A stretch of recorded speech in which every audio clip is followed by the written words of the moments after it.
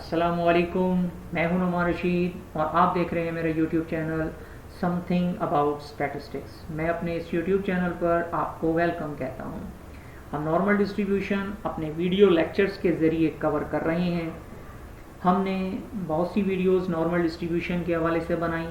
हमने प्रॉपर्टीज़ देखी, फिर 3 थ्योरम्स किए, फिर कुछ एडवांस प्रॉपर्टीज़ भी देखी, फिर इसकी इम्पोर्टेंस पर हम गए, हमने इसकी इम्पोर्टेंस कवर की। उसके बाद हमने प्रॉपर्टीज़ ओरिएंटेड क्वेश्चन किए। उससे पहले मैंने क्लासीफाइड कर लिया था कि नॉर्मल डिस्ट्रीब्यूशन को हम कितने स्टेप्स में जाकर कवर करेंगे, तो हमने प्रॉपर्टीज़ ओरिएंटेड क्वेश्चंस भी किए। आज का जो टॉपिक है वो है हमारे पास स्टैंडर्ड नॉर्मल डिस्ट्रीब्यूशन का इंट्रोडक्शन। हम आज इसका इंट्रोडक्शन कराने जा रहे हैं और हम ये देखेंगे कि हम अपने पास जो जी अगर हमारे पास स्टैंडर्ड नॉर्मल टेबल होता है तो हम उसकी प्रोबेबिलिटी कैसे फाइंड करते हैं। अपने टॉपिक पे जाने से पहले एक छोटी सी गुजारिश कि जिन्होंने मेरा चैनल समथिंग अबाउट स्टैटिस्टिक्स अभी तक सब्सक्राइब नहीं किया तो काइंडली मेरे चैनल को सब्सक्राइब कीजिए और साथ बेल आइकन को हल्का सा पुश कर दीजिए। अपने टॉपिक की तरफ आते हैं। देखें, स्टैंडर्ड नॉर्मल टेबल जो है उसका तारुफ ये है कि आपको ये पहले पता होना चाहिए कि हमारे पास जो नॉर्मल डिस्ट्रीब्यूशन है वो एक कॉन्टीन्यूअस डिस्ट्रीब्यूशन है और कंटिन्यूअस डिस्ट्रीब्यूशन के लिए जब भी हमें प्रोबेबिलिटी चाहिए होती है तो हमें इस फंक्शन को इंटीग्रेट करना पड़ता है अपने lower limit to upper limit. यानी कि हमें हमें जो फंक्शन दिया गया होता है, जो पीडीएफ दिया गया होता है, हमें उसे इंटीग्रेट करना पड़ता है अपनी lower limit to upper limit और फिर उसके बाद जो उसका आंसर आता है वही हमारे पास उसकी प्रोबेबिलिटी कहलाती है।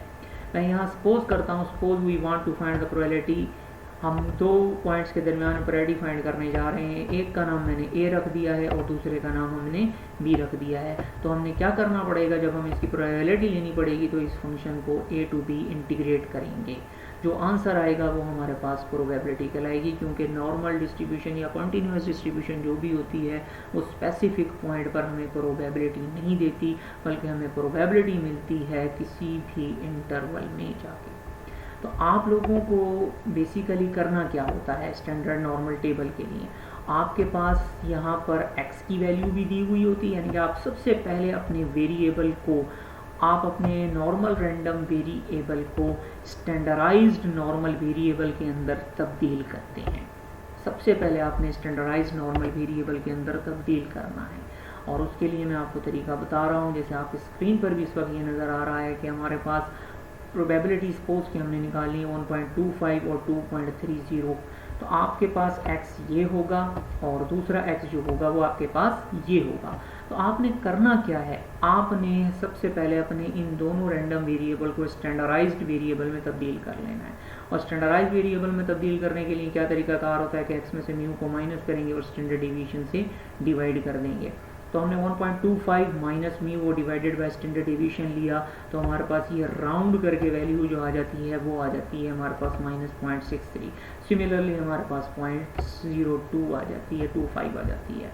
अब मैं कहना ये चाह रहा हूँ कि अगर मुझे ये प्रोबेबिलिटी टेबल से ना निकालनी पड़ती तो मुझे क्या करना पड़ता, इस स्टैंडर्ड नॉर्मल जो हमारे पास फंक्शन है उसको हमें इंटीग्रेट करना पड़ता -6.3 थ्रू 0.25। अब स्टैटिस्टिशियन ने हमें इस इंटीग्रेशन से बचाया।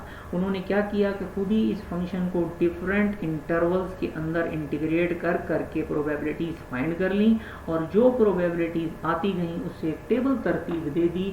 उस टेबल को आज हम स्टैंडर्ड नॉर्मल टेबल के नाम से जानते हैं। क्योंकि देखें ना कि इसकी इंटीग्रेशन एक मुश्किल अमल है, हमें इस फंक्शन को बार बार इंटीग्रेट करना मुश्किल है। आपने मेरे साथ टोटल एरिया का जब हमने प्रूव किया था तो आपने देखा होगा कि हमने इस फंक्शन को किस तरह इंटीग्रेट किया, कि इतने स्टेप्स में जाके हमने इसको इंटीग्रेट किया। तो अगर एक ही क्वेश्चन के अंदर हमें 4 to 5 पार्ट्स में 5 पार्ट्स हों और हमें बार बार इसको इंटीग्रेट करना पड़े तो हमारे लिए टाइम कंज्यूमिंग है। तो इसलिए उन्होंने खुद इसको इंटीग्रेट करके मुख्तलिफ प्रोबेबिलिटीज़ फाइंड करके एक टेबल तरतीब दे दी जिसको हम स्टैंडर्ड नॉर्मल टेबल कहते हैं। मैं उसका तारुफ अभी आगे जाके कराता हूँ। आपके सामने इस वक्त एक स्टैंडर्ड नॉर्मल कर्व नज़र आ रही है। आप ये देखें कि ये जो कर्व है ये बिल्कुल सिमेट्रिकल कर्व है इस वक्त हमारे पास, जिसका आप देखेंगे ये वाला हिस्सा, सिर्फ इतना हिस्सा जो है ये पॉजिटिव स्क्यूड है और ये वाला हिस्सा जो है ये प्योर नेगेटिव स्क्यूड है।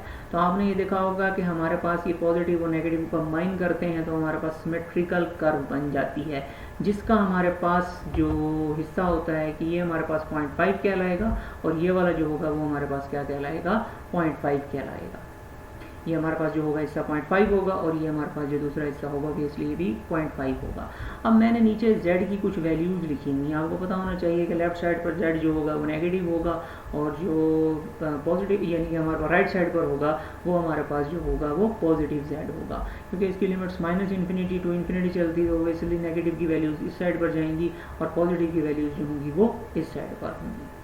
तो आपको ये भी पता होना चाहिए कि क्योंकि सिमेट्रिकल कर्व है इसलिए जो एरिया या जो प्रोबेबिलिटी हमें 0.75 पर मिलेगी वही प्रोबेबिलिटी हमें -0.75 पर भी मिलेगी।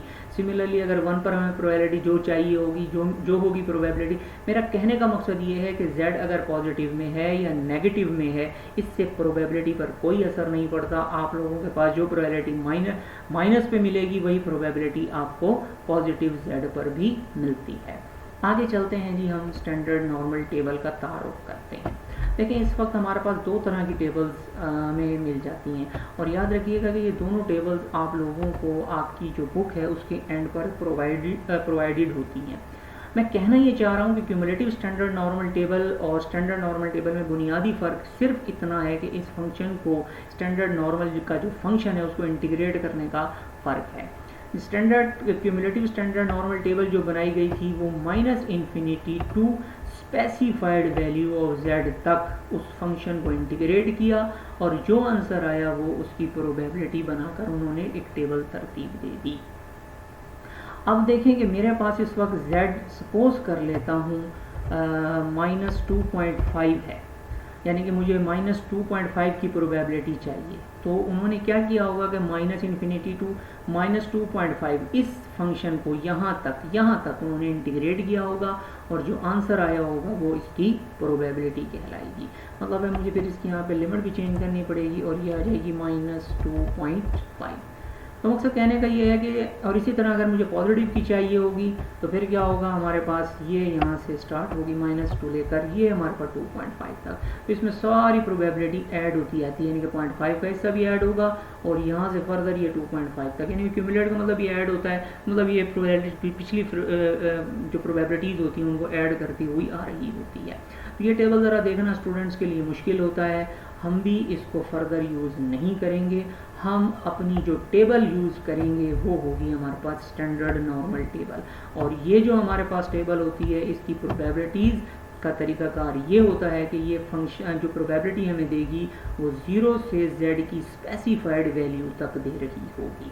0 से ये 0 सेंटर में है और इसकी स्पेसिफाइड वैल्यू तक हमें मिलेगी। सपोज करता हूँ अगर हमें प्रोबेबिलिटी चाहिए 2.5 की, तो हमें क्या चीज़ होगी जी, यहाँ पर हमें ये हमारे पास 2.5 तो यहाँ से हमारे पास 0 से स्टार्ट हुई होगी प्रोबेबिलिटी और ये 2.5 तक, यहाँ तक हमें इसकी प्रोबेबिलिटी मिल रही होगी। मेरा कहने का मकसद ये है कि 0 से स्टार्ट हुई होगी प्रोबेबिलिटी और 2.5 तक, और इसमें क्या आया था कि -∞ टू 2.5, यानी कि इसमें 0.5 ऐड होकर आ रहा होता था और जब हमें प्रोबेबिलिटी निकालनी पड़ती थी तो फिर 0.5 से हमें माइनस करना पड़ता था, लेकिन इसमें हमें डायरेक्टली लिख देना पड़ेगा कि 0 से लेकर 2.5 तक। और सिमिलरली अगर -2.5 होगा तो ऑब्वियसली ये -2.5 से लेकर 0 तक होगी। मैंने आपको बताया कि प्रोबेबिलिटी का फंक्शन जो नॉर्मल फंक्शन है ये एक सिमेट्रिकल फंक्शन है, जो प्रोबेबिलिटी 0 से 2.5 तक होगी इसी तरह वही प्रोबेबिलिटी -2.5 से लेकर 0 तक भी होगी। तो हमारे पास इस वक्त दो तरह की टेबल्स हैं जिसका तारुफ मैं आपके सामने करा चुका हूँ। एक है हमारे पास क्यूमुलेटिव स्टैंडर्ड नॉर्मल टेबल और दूसरी है हमारे पास स्टैंडर्ड नॉर्मल टेबल। आप लोगों को मैंने दोनों का तरीकाकार बता दिया कि एक की लिमिट -∞ टू 2.5 होती है और दूसरी जो है स्टैंडर्ड नॉर्मल टेबल उसकी जो लिमिट होती है वो 0 से लेकर 2.5 तक होती है। अब आप जहन नशीन कर लीजिए, आपको ये बात समझ आ जानी चाहिए कि जब भी हमें प्रोबेबिलिटी टेबल देगी, क्योंकि हमने स्टैंडर्ड नॉर्मल टेबल ही यूज़ करनी है, हमने cumulative standard normal table use नहीं करनी, हमने स्टैंडर्ड नॉर्मल टेबल यूज़ करनी है। तो स्टूडेंट्स के लिए पहले आपको बताता चलूँ कि जब भी आपको प्रोबेबिलिटी मिलेगी वो 0 से लेकर आपके रिक्वायर्ड या स्पेसिफाइड वैल्यू ऑफ z तक मिलेगी। वो चाहे हमारा z 0.75 हो, वो चाहे हमारा 1 हो, वो हमारा 1.25 हो, वो हमारे पास 2.5 हो, वो हमारा जो भी कोई z होगा हमें उस स्पेसिफाइड तक प्रोबेबिलिटी मिलेगी। तो जी अब आगे चलते हैं। अब देखते हैं हमारे पास जो टेबल है ये हमारे पास इस वक्त स्टैंडर्ड नॉर्मल टेबल आपको नज़र आ रही है। अब मैं आपको इस टेबल को देखना सिखाता हूँ कि इसमें हम प्रोबेबिलिटी किस तरह से देखते हैं। देखिए पहले तो एक छोटा सा इसका तारुफ आपको करवा दूँ। ये हमारे पास इसकी रोज़ दी हुई हैं 0.0, 0.1, 0.2, 0.3, 0.4, ये सारी हमारे पास रोज़ दी गई हैं।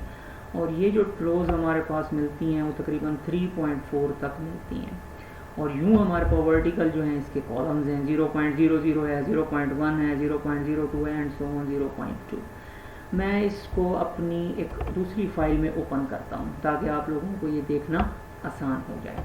देखें मेरे पास इस वक्त z का एक नंबर लिखा हुआ है, z यानी कि स्टैंडर्डाइज्ड नॉर्मल वेरिएबल का हमारे पास वो है 1.25। वो कहते हैं कि 1.25 आपका z है। अब बताएंगे जी आपकी प्रोबेबिलिटी क्या आई होगी। तो भाई आप इस प्रोबेबिलिटी को इस टेबल की मदद से कैसे देखेंगे, आप इसकी प्रोबेबिलिटी को अपने इस टेबल की मदद से कैसे देखेंगे। देखें आपके पास इस वक्त ये टेबल नज़र आ रही है, आपने 1.25 को देखना है। तो आप यहाँ से देखें आपके पास ये जो हमारे पास पहले पॉइंट के बाद 2 डिजिट्स हैं, हमारे पास पॉइंट के बाद 2 डिजिट्स हैं। तो आपने पॉइंट के बाद जो पहला डिजिट होगा यानी कि देखें 1.2 उसको आपने कहाँ देखना है, अपनी रो में देखना है जाके। ये हमारे पास 1.2 ये आ गया।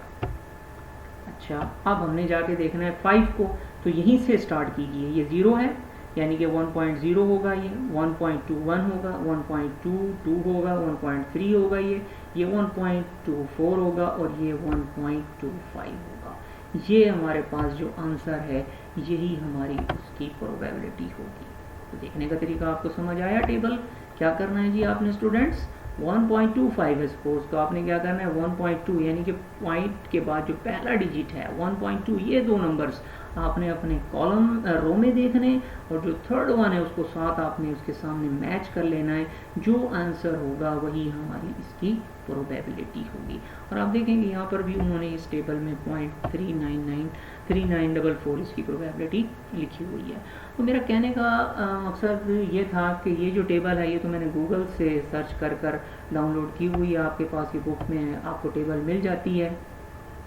मैं इसे कुछ फर्दर आपको क्वेश्चंस कराता हूँ, फिर आपकी और बात क्लियर हो जाएगी। मैं अपनी वापस उसी फाइल पर आ गया। देखें मुझे प्रोबेबिलिटी चाहिए 0.75 की, तो अब मेरे पास फिर वही बात आ गई कि मैंने 0.7 को कहाँ देखना है जी, अपनी रो में देखना है, और 5 को जाकर मैंने कहाँ देखना है, अपने कॉलम में।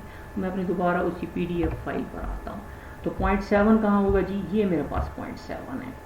ठीक हो गया। 0, 1, 2, 3, 4 एंड 5 ये जो मेरे पास सिलेक्टेड एरिया है ये मेरे पास उसकी प्रोबेबिलिटी क्या है। अब सपोज कि अगर आपको 0.7 की ही प्रोबेबिलिटी देखनी है तो ऑब्वियसली 0.7 के बाद हम इसके साथ 0 लिख सकते हैं, यानी कि 0.7 के साथ 0 लिख सकते हैं। तो फिर यही वाली प्रोबेबिलिटी जो होगी वो हमारी रिक्वायर्ड प्रोबेबिलिटी होगी 0.70। और अगर 0.71 की चाहिए तो फिर ये 2, 3 एंड 4, 5 की चाहिए थी तो इसलिए हमारे पास ये आ गई। अच्छा अब आपस दोबारा हम फाइल अपनी तरफ आते हैं। तो आपको पता होना चाहिए कि जो प्रोबेबिलिटी होगी ये वाली होगी 0 से लेकर इस स्पेसिफाइड एरिया की, ये प्रोबेबिलिटी हमारे पास हमें उसमें मिल गई है। अच्छा मैंने आपको पहले भी बताया था कि अगर आपका z चाहे नेगेटिव में है चाहे पॉजिटिव में है इससे कोई फ़र्क नहीं पड़ेगा। यहाँ पर हमने 0.75 की प्रोबेबिलिटी देखी थी, यहाँ पर -0.7 की प्रोबेबिलिटी देखी है, तो दोनों का आंसर वही आएगा जो हमने पहले देखा था 0.2734। बस सिर्फ लिखने का लोकेट करने का फ़र्क है। अगर नेगेटिव में आएगा तो ओबियसली हम लेफ़्ट साइड पर लिखेंगे और वो राइट साइड पर था, जो हमारे पॉजिटिव था इसलिए हमने उसको राइट साइड पर लिखा। प्रोबेबिलिटी में कोई फ़र्क नहीं आता, चाहे वो नेगेटिव हो चाहे वो हमारे पास पॉजिटिव हो। तो आपके पास एक क्वेश्चन और आ गया जी 1.28। तो आप क्या करेंगे भाई, इसमें 1.2 को आपने जाकर देखना है अपनी रो में और 8 को जाकर बेटा आपने देखना है अपने कॉलम्स में। आइए देख लेते हैं, अपनी PDF फाइल पर जाते हैं जी हम। वहाँ ज़रा सेलेक्ट करना आसान होता है, इसलिए मैंने PDF फाइल साथ रखी हुई है अपने। तो आप 1.28 को देखना चाह रहे हैं बेटा, तो 1.2 ये आ गया, तो 0 1 2 3 4 5 6 7 और 8, ये हमारी प्रोबेबिलिटी। और ये प्रोबेबिलिटी कहाँ से स्टार्ट हुई होगी बेटा, 0 से स्टार्ट हुई होगी और 1.28 तक की प्रोबेबिलिटी जो है वो 0.3997 होगी। ओके, अब दोबारा हम उसी पर आ जाते हैं, छोटा सा इशू। अब देखें कि मेरे पास एक z आ गया -1.398। आपको तो पता है कि z के बाद, हमारे पॉइंट के बाद जो है वो 2 डिजिट तक होने चाहिए। पॉइंट के बाद कितने होने चाहिए बेटा, 2 डिजिट तक, लेकिन तो यहाँ पर तो 3 डिजिट्स हैं। तो ऐसा केस जब आपके पास आ जाए, क्योंकि स्टैंडर्डाइज नॉर्मल वेरिएबल आपने बनाना है अपने वेरिएबल को, और अगर उसका आंसर इस तरह आ जाए तो बेटा आपने इसको राउंड कर कर लिख लेना है।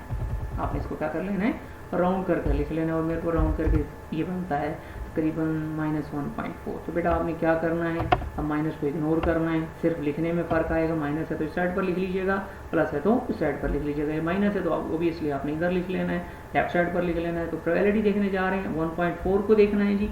हम अपनी PDF फाइल पर आ रहे हैं जी, ये 1.4 आ गया और उसके बाद हमारे पास क्या है, 0 है। तो बस ये हमारी इसकी प्रोबेबिलिटी होगी, ये हमारा इसका आंसर होगा, यही हमारी इसकी प्रोबेबिलिटी होगी। प्रोबेबिलिटी देखने का तरीका आप लोगों को आ गया। आप लोगों को एक बार फिर दोबारा से प्रैक्टिस करा देते हैं। 1.25 है तो 1.2 को आपने देखना है अपने रोज़ में और 5 जो है वो आपने अपने कॉलम में चले जाना है। जो भी आंसर होगा वही हमारे पास इसकी प्रोबेबिलिटी होगी। तो स्टैंडर्ड नॉर्मल टेबल का तारुफ आपके सामने था, मैंने सारी बातें इसकी डिटेल में आपसे की।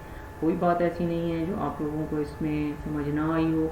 अगर फिर भी कोई क्वेश्चन आता है तो आप मेरे से पूछ लें। बेटा फिर दोबारा सुन लीजिए। आपने सबसे पहले अपने वेरिएबल को, नॉर्मल वेरिएबल को, तो बेटा यही बात मैं आपको बता रहा था कि आपने अपने वेरिएबल को सबसे पहले अपने नॉर्मल रैंडम वेरिएबल को स्टैंडर्डाइज्ड बनाना है और फिर जाकर आपने उसकी प्रोबेबिलिटी देखनी है। तो आपके पास वेरिएबल स्टैंडर्डाइज्ड कैसे बनता है, ये आपके पास आपको बताया था कि इसका तरीकाकार यही होता है कि हमारे पास वेरिएबल माइनस का म्यू मीन होता है और फिर स्टैंडर्ड डिविएशन से उसे डिवाइड कर देते हैं। ये स्टैंडर्डाइज्ड नॉर्मल वेरिएबल कहलाता है। तो आपने इसकी टेबल देखना सीख ली। आपके पास क्या है, 0.6, सिर्फ इतना हिस्सा आपने जाकर अपने रो में देखना है और ये वाला हिस्सा जो है वो आपने अपने कॉलम में देखना है। तो जो आंसर होगा आपके पास वो इजीली रीड कर लीजिएगा, वो टेबल आपको देखना सिखा दी गई है। अगली वीडियो में मैंने आपसे बहुत सारी चीज़ें शेयर करनी है। मैं आपको ये बताऊंगा कि आपने प्रोबेबिलिटी को कहाँ लोकेट करना है, प्रोबेबिलिटी को कैसे आपने देखना है, प्रोबेबिलिटी लिखने का तरीकाकार क्या है। मैंने कुछ केसेस का नाम दिया है, वो आई होप कि आपके लिए बहुत हेल्पफुल वीडियो होगी। उसमें मैं आपको बताऊंगा कि प्रोबेबिलिटी आप लोग कहाँ लाइट करती है, किस तरफ माइनस करना है, किस तरफ 0.5 ऐड करना है, किस तरफ हमारे पास डिफरेंस लेना है। वो सारी चीज़ें एक बड़ी इंटरेस्टिंग वीडियो हमारी होने जा रही है। तो इंशाल्लाह इस वीडियो के बाद हम उस वीडियो को अपलोड करेंगे। तब तक के लिए मुझे आप अल्लाह हाफिज़। आपके लिए यही कुछ था मेरे लिए, मेरे पास। और इंशाल्लाह अपनी नेक्स्ट वीडियो में इंशाल्लाह मिलेंगे। अपना बहुत सा ख्याल रखिएगा।